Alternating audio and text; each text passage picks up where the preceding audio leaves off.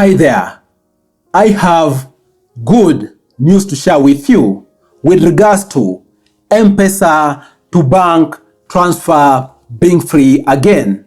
Even though it is free for the next few weeks or few months pending the cost determination, this being a free service again is a reprieve to many Kenyans out there.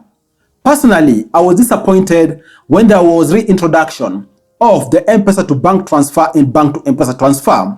Of course, we all know for the past over 2 years, Kenyans have really enjoyed free service with regards to transfer of money, and even this facilitated paperless economy whereby over 80% of transactions in the country have actually been conducted through mobile money services out there, which is pretty exciting, and even for many Kenyans out there, it's become a way of life. But about a month ago, on 6th of December 2022, through a circular, the Central Bank of Kenya again reintroduced these charges. Of course, after having discussions with different financial institutions out there and also telcos in the country. To give a background, these transfer fees had been dropped at the height of the COVID-19 pandemic.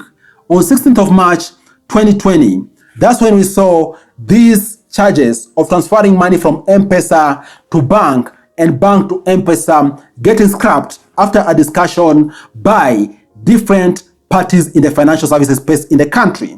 And of course, as expected by many experts out there, the reintroduction of these charges actually came as a disappointment to many Kenyans out there, and that's why there was a court case to challenge this. In Nairobi today, the High Court has actually announced that these charges need to be put on hold pending the hearing and determination. And as such, of course, Safaricom and banks out there have to respect the court ruling pending the determination of these.